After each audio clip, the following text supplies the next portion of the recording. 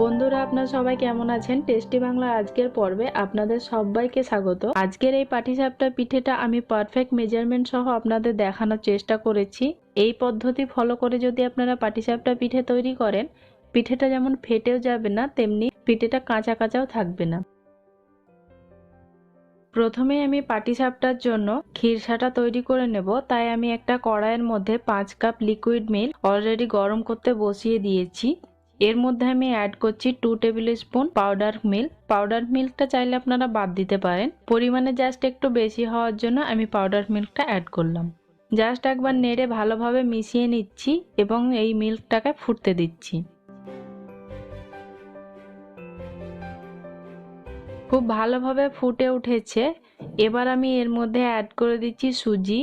এই সুজিটা কিন্তু আমি আগে থেকে ড্রাই রোস্ট করে রেখেছি, আপনারা চাইলে ঘি দিয়েও ভেজে নিতে পারেন। এখানে আমি 2 টেবিল স্পুন সুজি নিয়েছি। এবার এটাকে মাঝে মধ্যে নেড়ে ঘন করে নিতে হবে। এটা প্রায় শুকনো শুকনো করে নিতে হবে।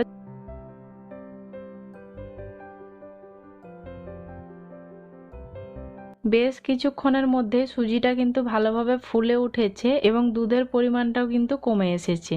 এটা ঠিক এইভাবেই হতে থাক। এর মাঝখানে আমি ব্যাটারটা তৈরি করে নিচ্ছি।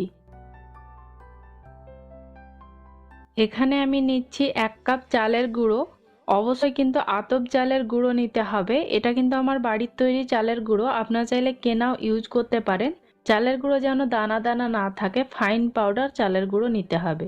এর মধ্যে আমি এবার দিচ্ছি 1/2 কাপ ময়দা। সেই সঙ্গে আমি দিচ্ছি এখানে 6 টেবিল স্পুন চিনি। আমি গুঁড়ো করে নিয়েছি। চিনিটা গুঁড়ো করে নিলে রেজাল্টটা ভালো পাওয়া যায়।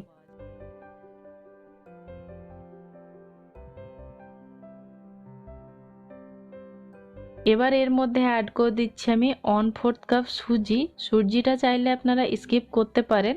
সেই সঙ্গে দিয়ে নিচ্ছি আমি 1/4 টিস্পুন লবণ। সব শুকনো উপকরণগুলো একবার নেড়ে জাস্ট মিশিয়ে নিচ্ছি।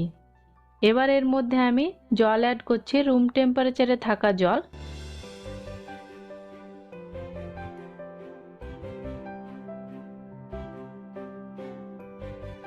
ব্যাটারটা কিন্তু খুলে নিয়েছি। এখানে আমি প্রায় 1.5 কাপ মতো জল অ্যাড করেছি। কম বেশি জলের প্রয়োজন কিন্তু হতে পারে। খুব ভালোভাবে নেড়ে মিশিয়ে নিলাম এবং এটাকে আমি প্রায় 30 মিনিটের মতো রেস্টে রেখে দিচ্ছি। এদিকে মিল্কটা অনেকটাই কিন্তু কমে এসেছে এবং বেশ ঘন হয়ে গেছে। এবার আমি এর মধ্যে অ্যাড করে দিচ্ছি চিনি। 3 টেবিল স্পুন চিনি অ্যাড করলাম। যদি প্রয়োজন হয় পরে আমি আবার অ্যাড করব। অবশ্যই আপনারা মিষ্টিটা কিন্তু নিজেদের স্বাদ মতো অ্যাড করবেন। এবং দিচ্ছি 1 চিমটি পরিমাণে লবণ। লবণটা চাইলে আপনারা স্কিপ করতে পারেন। এখানে আমি 15 থেকে 16টা কাজু বাদাম পেস্ট করে নিয়েছি। অবশ্যই কাজু বাদামটা দেওয়ার চেষ্টা করবেন।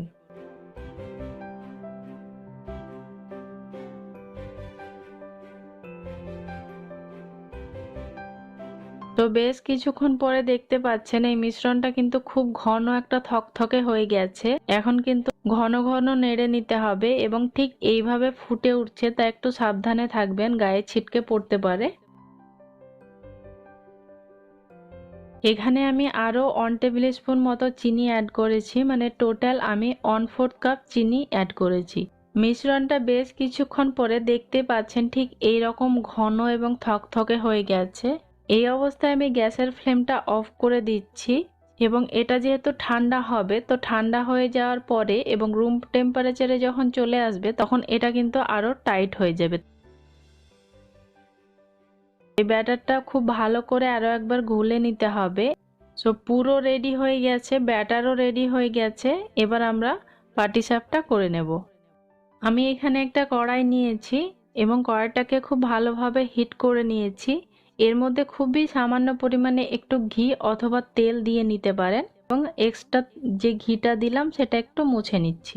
এই অবস্থাতে আমি গ্যাসের ফ্লেমটাকে কমিয়ে দিয়েছি। এবার এর মধ্যে অল্প পরিমাণে ব্যাটার দিচ্ছি। ব্যাটারের পরিমাণটা কিন্তু খুবই কম দিতে হবে, তবেই কিন্তু পাটিসাপটার পিঠেটা পাতলা হবে। বেশি পরিমাণে ব্যাটার দিলে কিন্তু পিঠেটা মোটা হয়ে যাবে এবং খেতে কিন্তু ভালো লাগবে না। এখানে যে ব্যাটারটা আমি ইউজ করছি প্রায় 50 ml মতো ব্যাটার ইউজ করছি। এই রুটিটা হতে কিন্তু একদমই বেশি সময় লাগবে না। প্রথমটা কিন্তু একটু বেশি সময় লাগবে, তারপরেরগুলো কিন্তু একদমই সময় লাগবে না। আমি কিন্তু কোনো রকম ফাস্ট ফরওয়ার্ড করিনি। 25 to 30 সেকেন্ডের মধ্যে একটা রুটি তৈরি হয়ে যাবে।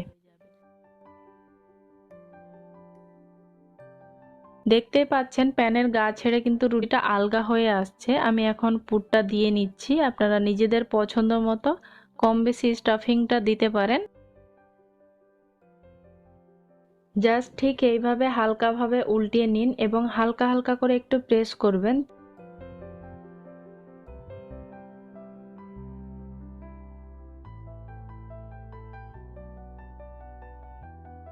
আমি এপিট ওপিট করে আরো একবার সেঁকে নিচ্ছি।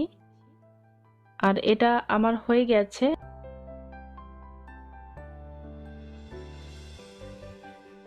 কড়াইয়ের হাতাটাকে ধরে ঠিক একবার এইভাবে ঘুরিয়ে নিলেই এটা গোল রুটির মতো হয়ে যাবে। মাঝে সাঝে যদি একটুকু ফাঁকা থেকে যায় সেক্ষেত্রে অল্প করে একটু ব্যাটার দিয়ে নেবেন।